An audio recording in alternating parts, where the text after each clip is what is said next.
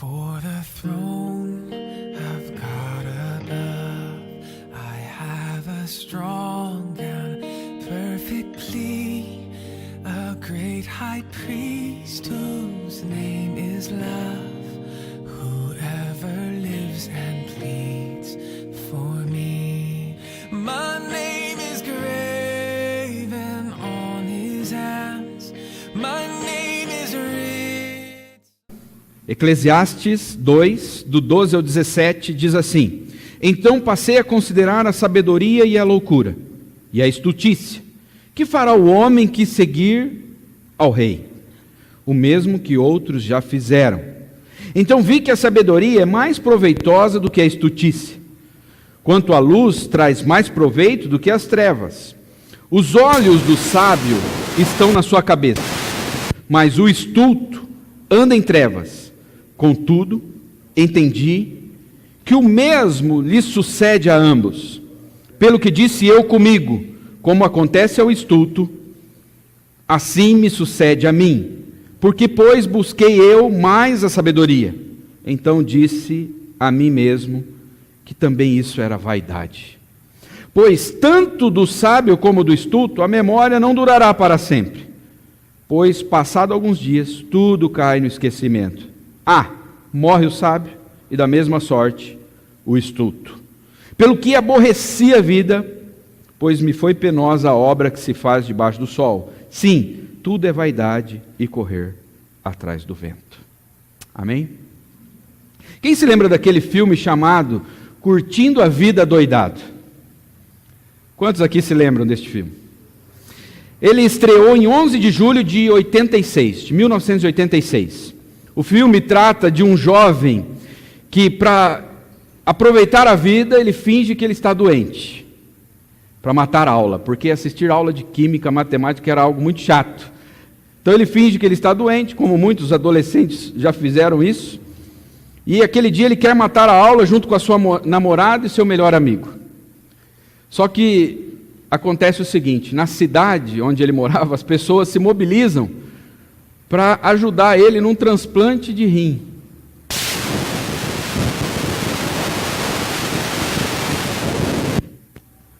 Pronto. As pessoas ficam tão preocupadas com a mentira que ele criou, e eles acreditam, e a cidade toda se mobiliza para ajudá-lo. Ferris é o nome do ator principal. Ele diz o seguinte: como podem esperar que eu vá para a escola num dia como este? Um dia tão belo, tão bonito. A estreia do filme nos Estados Unidos se deu em 1.330 cinemas e alcançou o segundo lugar na bilheteria daquele final de semana. Naquele final de semana de estreia, rendeu $6.200.000. Ao final daquele ano, Curtindo a Vida Adoidado havia alcançado uma bilheteria superior a $70 milhões, tornando-se o 10º filme mais assistido no ano de 1986. Em 2006, olha o que a Veja disse sobre este filme. 2006, 20 anos depois, ao comentar o lançamento do DVD, disse ser uma obra definitiva e insuperável no estilo, e que não envelheceu. Todo o tempo festejado, a alegria de viver em cenas antológicas, cenas memoriais, cenas brilhantes, inesquecíveis. É interessante que nesse filme ele está entre o impasse: estudar ou curtir? Ele decide curtir. E ele pega uma Ferrari do pai dele, do ano de 1960. O pai dele calculava, ele sabia o número exato da quilometragem da Ferrari. E ele sai para dar uma voltinha com a sua namorada e seu melhor amigo. E eles colocam a Ferrari num estacionamento. Só que os caras que cuidavam do estacionamento, quando viram aquele carro maravilhoso, falaram: vamos dar uma volta. Só que eles andaram o dia inteiro com a Ferrari. E quando o rapaz volta para buscar o carro, ele viu que a quilometragem estava alterada, e ele falou: meu pai vai perceber. Aí ele tem uma ideia engenhosa de dar ré no carro, para ver se voltava o velocímetro. E ele coloca um cavalete embaixo do carro, e ele põe o carro de ré para rodar. E de repente aquele cavalete cai, e o carro cai num penhasco. Mas no final da história, a mensagem do filme é: aproveite a vida, busque os prazeres da vida enquanto é jovem. Essa é a mensagem do filme, e foi um impacto na adolescência daquela época. Em 2016, agora, nosso ano, o filme completa 30 anos. E a pergunta ainda fica para nós, uma pergunta importante: buscar o conhecimento ou o prazer? Ir para a escola, aprender álgebra, matemática, aprender gramática ou curtir a vida? Salomão fez essa revisão também. O que é melhor, buscar a sabedoria ou os prazeres da vida? Ele considerou mais uma vez, ele já tinha desfrutado das duas coisas, dos prazeres e do conhecimento. E agora ele volta fazendo uma revisão. Versículo 12 diz: então passei a considerar a sabedoria e a loucura. Loucura aqui você pode traduzir por prazer, e a estutícia. Que fará o homem que seguir ao rei? O mesmo que outros já fizeram. Salomão então está preocupado. Ele quer fazer uma nova análise. Ele já pesquisou a sabedoria, ele já se entregou aos prazeres, e agora ele diz: eu vou considerar o que é melhor. Sabedoria ou os prazeres? Prazer em atividades que dão alegria. Ele buscou o prazer em atividades que dão alegria, em atividades cômicas. Ele buscou o prazer no riso. Ele se entregou ao riso, à comédia. Ele buscou o prazer no paladar, nos melhores vinhos, nas grandes construções. Ele buscou o prazer nos grandes investimentos. Ele se tornou o rei do gado da sua época. Ele buscou o prazer nos grandes investimentos. Ele também investiu em trabalhadores. Ele tinha muitos empregados. E ele também buscou o prazer no sexo. Ele teve muitas mulheres. Então agora ele quer fazer uma análise. Porque ele também havia buscado o prazer no conhecimento. Ele estudou aos pés dos homens mais sábios. E ele se tornou o homem mais sábio de toda a terra em sua época. Os reis vinham para se consultar com ele. E o que ele descobre? Em segundo lugar, ele descobriu que a sabedoria era imensamente superior aos prazeres obtido com as coisas desta vida. Versículo 13, a parte A, ele diz: então vi que a sabedoria é mais proveitosa do que a estutícia. A sabedoria é mais proveitosa do que a busca pelos prazeres. Eram estes dois modos de vida que ele tinha vivido até agora. Ele tinha testado essas duas experiências na sua vida: a busca pelo conhecimento e a busca pelos prazeres. E ele percebe o seguinte: o benefício da sabedoria sobre os prazeres era comparável à luz sobre as trevas. Ele diz: olha, o conhecimento é muito mais importante, é como a luz em relação às trevas. Versículo 13 ele diz: então eu vi que a sabedoria é mais proveitosa do que a estutícia, quanto a luz mais proveitosa do que as trevas. Com a sabedoria nós podemos governar melhor as nossas vidas. É isso que ele está dizendo. É como a luz sobre as trevas. Nós podemos cuidar melhor das nossas vidas. Um homem sábio, ele se preocupa melhor com as suas finanças, por exemplo. Ele toma certos cuidados com a sua vida financeira. Agora, o homem que se entrega aos prazeres, ele não está preocupado. Ele antecipa as coisas. Ele não quer juntar dinheiro para depois comprar um carro. Não, ele quer ter o prazer de ter o carro agora. Então ele vai lá e faz 200 parcelas de um carro. Ele quer ter uma televisão agora. Ele não quer ter o cuidado de juntar dinheiro e comprar à vista. O homem sábio não, ele se preocupa mais com o cuidado financeiro do que com os prazeres. Agora o homem que está à procura dos prazeres, ele quer ver televisão agora. Sabe o que é? Vai ter as Olimpíadas. Como é que eu vou assistir o jogo numa televisãozinha dessa de 50 polegadas? Eu preciso de uma de 60. Ele está à procura dos prazeres, não importa, ele quer o prazer agora. O homem sábio não. E aí sabe o que nós vemos? No Brasil, existem apenas 60 milhões de inadimplentes. Quase um quarto da população brasileira. 60 milhões de pessoas endividadas. porque elas querem o aqui e agora. E Salomão está dizendo, olha, é melhor a sabedoria do que os prazeres. Mas a pessoa que está envolta nos prazeres, ela não se preocupa com o que ela vai gastar, ela não se preocupa com o carnê que vai vir depois, ela não se preocupa com as dificuldades que ela vai ter por causa dos seus gastos. Ela quer ter o prazer aqui e agora. Na saúde, por exemplo, a pessoa sábia, ela está preocupada, então ela procura ser fitness. Ela vai comer coisas integrais, arroz integral, feijão de soja, pão integral. Agora o cara que está preocupado com o prazer, é Coca-Cola, é sanduíche, Mac duplo feliz, não é assim? Ainda fala que é feliz quem come, o Mac. O cara não está preocupado, ele quer prazer. Só que aí, meu filho, quando ele está com 50 anos, ele tem 3 veias entupidas do coração. Aí ele precisa fazer uma ponte safena. É isso que Salomão está dizendo, olha, é melhor ser sábio do que se entregar aos prazeres, porque o sábio, ele se preocupa com a alimentação dele, ele se prepara para a velhice, por exemplo.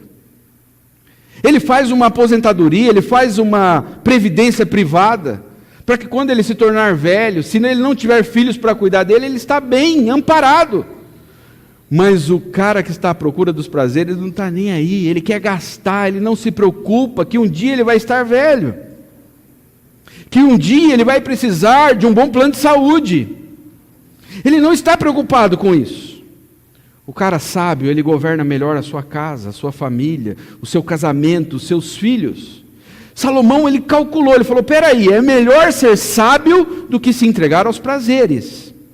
O sábio podia ver muito mais longe e em muitas direções.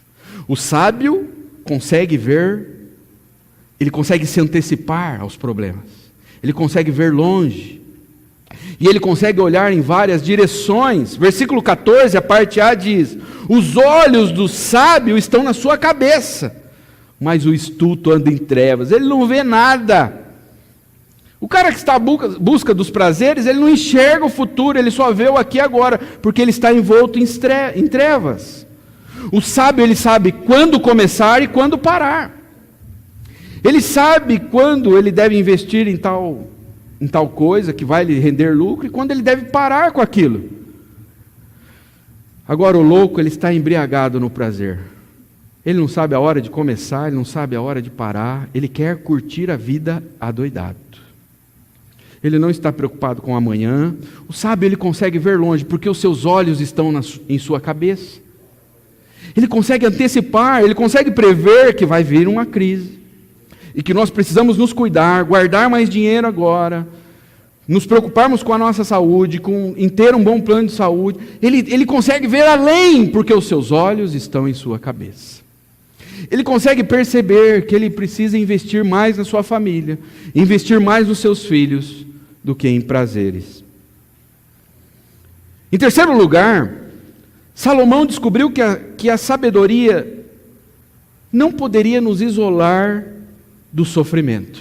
Tudo bem, ser sábio é melhor do que viver em busca dos prazeres, mas ele percebeu uma coisa, a sabedoria, por mais sábio que eu seja, por mais sabedoria que eu busque, isso não vai me privar do sofrimento. Versículo 14, a parte B, ele diz, contudo entendi que o mesmo lhe sucede a ambos. O que acontece com o sábio, também acontece com o louco, aquele que vive em busca dos prazeres. Ele vai perceber que ambos vão sofrer dos mesmos males. Versículo 15 diz, pelo que disse eu comigo, como acontece ao astuto, assim me sucede a mim. Por que, pois, busquei eu mais a sabedoria? Então disse a mim mesmo que também isso era vaidade. Vapor. Aquele que tem mais cuidado com a saúde, fica doente também, como aqueles que não têm cuidado. Você já viu que tem pessoas que não estão nem aí, tomam gelado no frio, andam descalço, e a gente se cuida, daqui a pouco você está lá com uma pneumonia e o cara não fica doente, você fala, como é que pode?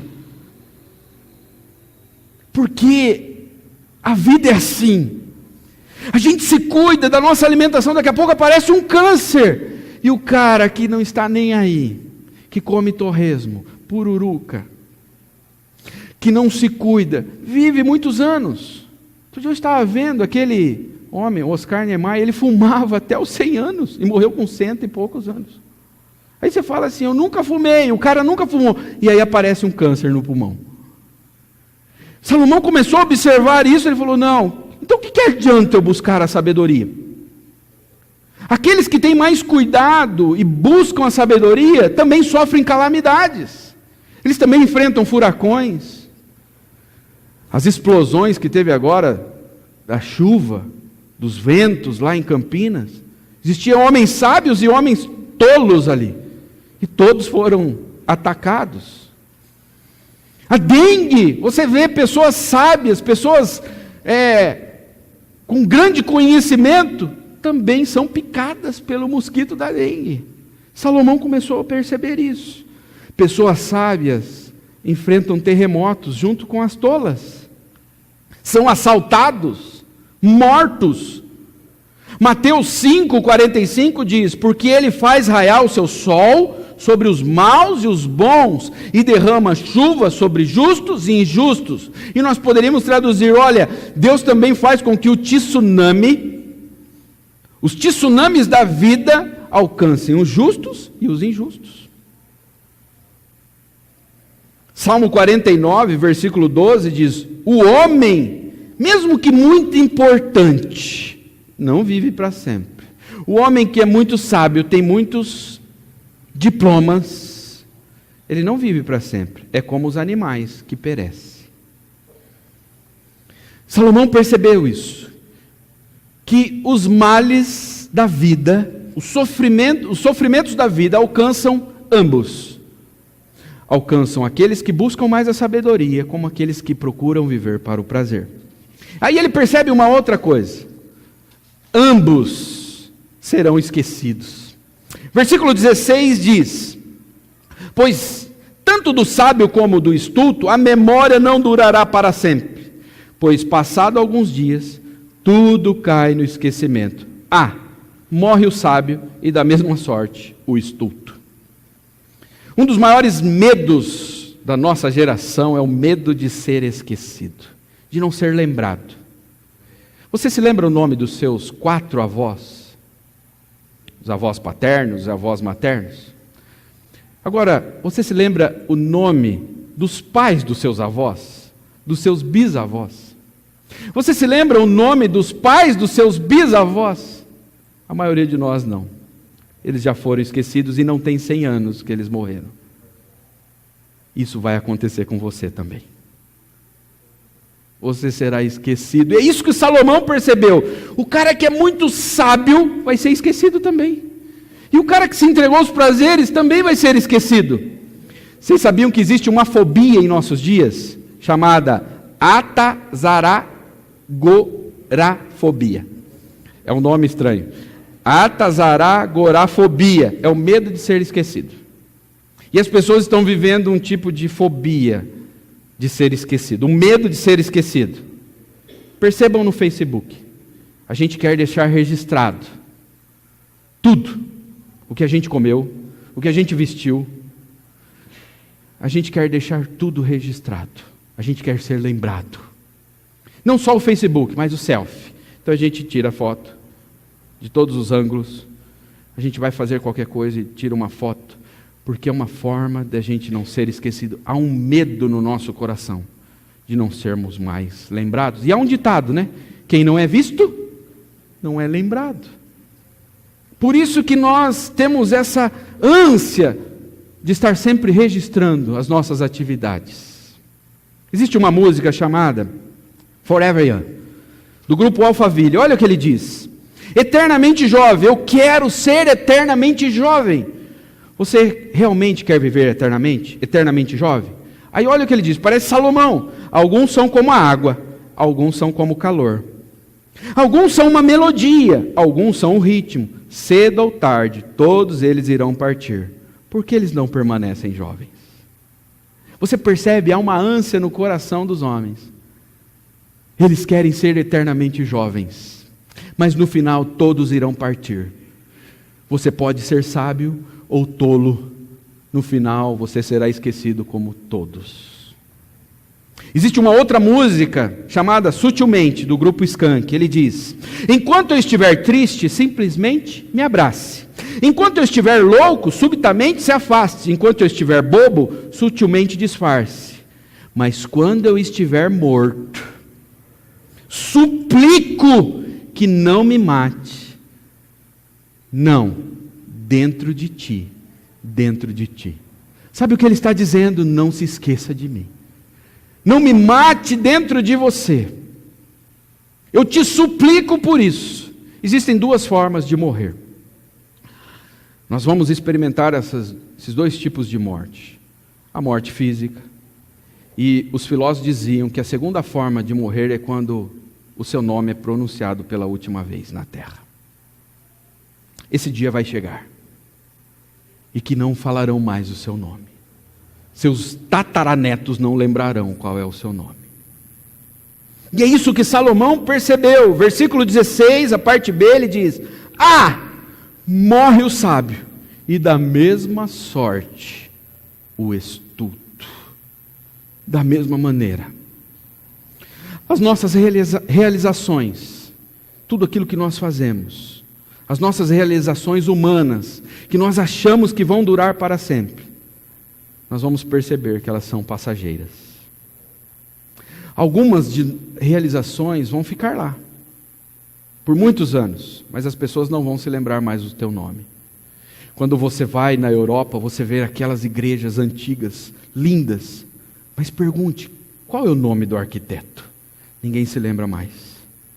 A obra dele até ficou, tem durado por muitos anos, mas as pessoas não se lembram mais do seu nome. O sábio e o tolo igualmente morreriam, e ambos igualmente seriam esquecidos. E nesse caso, a vida era um engano e uma ilusão. É isso que Salomão percebeu. Ele falou: é vaidade. Tudo bem, ser sábio faz com que você tenha uma vida melhor. Talvez você viva até poucos anos a mais, se você não for acometido por uma calamidade, por um câncer. Talvez você consiga viver alguns anos a mais, mas no final você vai morrer igual o tolo, que se entregou aos prazeres, que se entregou à Coca-Cola, ao Mac Feliz. Vocês vão morrer igual e serão esquecidos da mesma maneira. A sabedoria, a gente percebe que ela não está no mesmo nível da loucura, nem o bem e o mal, mas tanto faz se a morte é o fim da linha. É isso que Salomão está percebendo, e é agoniante ler Eclesiastes. Por isso que ele é chamado de um livro azedo. E a pergunta ainda fica: o que é mais importante então? Ir para a escola? Buscar conhecimento? O que é mais importante? Estudar álgebra, matemática, física, biologia? Ou tirar um dia de folga, sair com a namorada e curtir a vida? Alguns talvez já até mudaram de ideia, depois que ouviram Salomão. Salomão agora dá o resultado final, então, a sua conclusão, versículo 17: pelo que aborreci a vida, pois me foi penosa a obra que se faz debaixo do sol. Sim, tudo é vaidade e correr atrás do vento. Salomão disse: eu aborreci a vida. Quando eu olhei isso, eu aborreci a vida, e a palavra que ele usa aqui no hebraico é: eu tive aversão da vida, um profundo desgosto pela vida. Todo o trabalho gasto para se adquirir sabedoria resultou em pouca, senão em nenhuma vantagem final. Que pessimismo nós vemos em Salomão. Será que nós devemos olhar a vida com esse pessimismo também?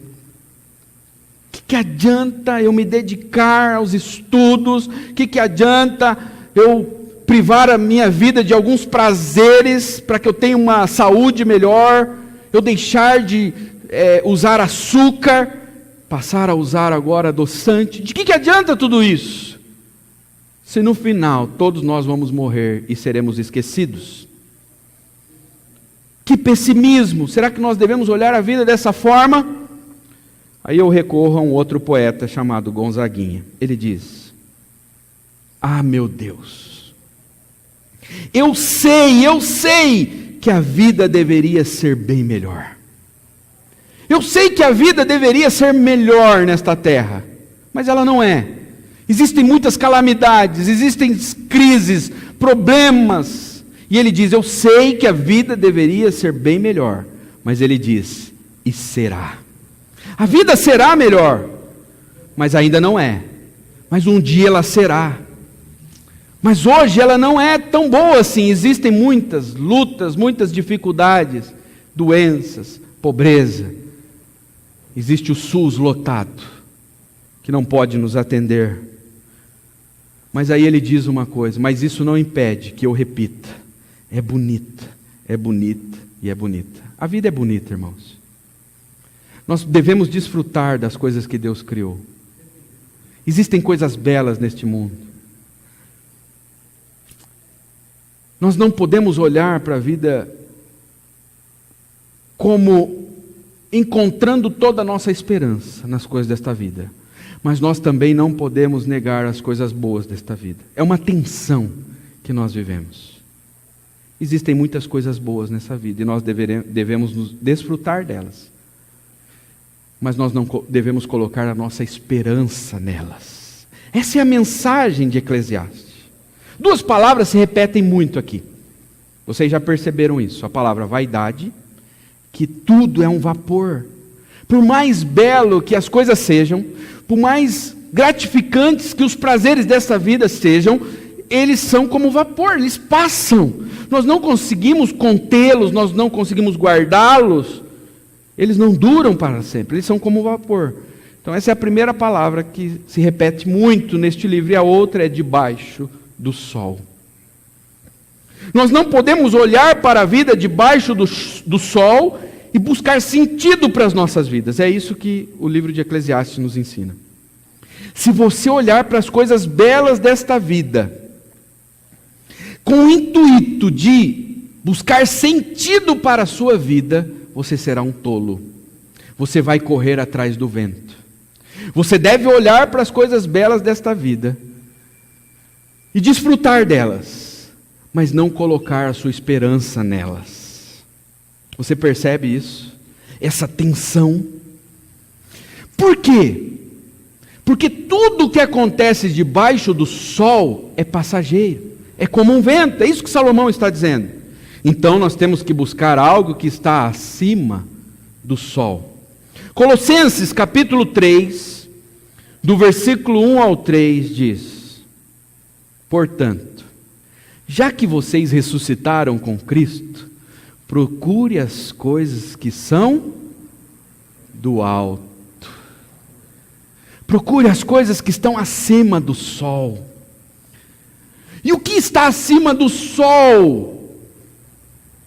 Ele responde: onde Cristo está assentado à direita de Deus. Mantenha o pensamento nas coisas do alto, não nas coisas terrenas, não nas coisas debaixo do sol. Não coloque a esperança de vocês nas coisas debaixo do sol, porque elas são passageiras. A sua beleza um dia vai acabar. A tua saúde um dia vai acabar. O teu dinheiro talvez não vai durar para sempre. Ou não terá o mesmo valor. Quantos aposentados não reclamam? Olha, quando eu aposentei, o valor era uma coisa da aposentadoria. Com o passar dos anos, diminuiu o valor daquilo que eu ganhava. O que eu conseguia fazer há 10 anos com o mesmo salário, eu não consigo mais. Não coloque a tua esperança nas riquezas, na tua saúde, na tua beleza, porque isso aí um dia vai passar. Pense nas coisas que são do alto. E aí o apóstolo Paulo ele termina dizendo: pois vocês morreram. Qual que era a preocupação de Salomão? Um dia nós vamos morrer. O sábio vai morrer e o tolo que vive em busca dos prazeres também vai morrer. Aí aqui Paulo diz: vocês morreram, vocês não precisam ter mais medo da morte, porque vocês já morreram. Vocês morreram e agora a sua vida está escondida com Cristo em Deus. A sua vida está escondida com Cristo. E onde Cristo está? Abaixo do sol ou acima do sol? Acima do sol. Cristo está sentado à direita de Deus e a Bíblia diz que você está escondido com Ele. E a palavra que Paulo usa aqui para escondido é a mesma palavra que vai dar origem à palavra cripto, ou cripta, que é uma tumba fechada. Ou a palavra também, essa palavra vai dar origem a uma outra palavra chamada criptografia, que é algo selado, algo que as pessoas não conseguem quebrar. Nós não estamos apenas escondidos em Cristo, mas nós estamos guardados e selados em Cristo. Ninguém tem acesso à nossa vida. É por isso que a Bíblia diz que aqueles que são de Cristo, o maligno não lhe toca. Sabe por que não toca? Porque você está escondido. Qual é a palavra de Deus para você nesta noite?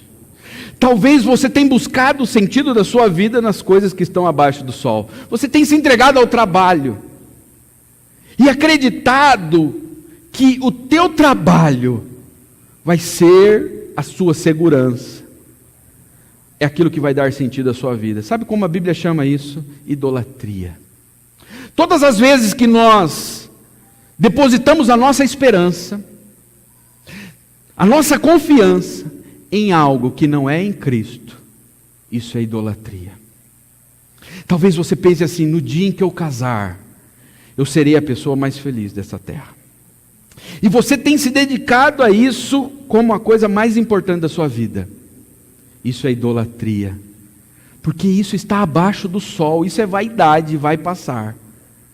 Talvez você tenha dedicado a sua vida aos estudos. Eu quero ser o melhor da minha área. E você tem buscado isso como se isso fosse a tua esperança, o teu conforto, a tua segurança. E a Bíblia diz que isso é idolatria. Você está buscando nos estudos a âncora para a tua vida. E a Bíblia diz que você precisa se arrepender nesta noite.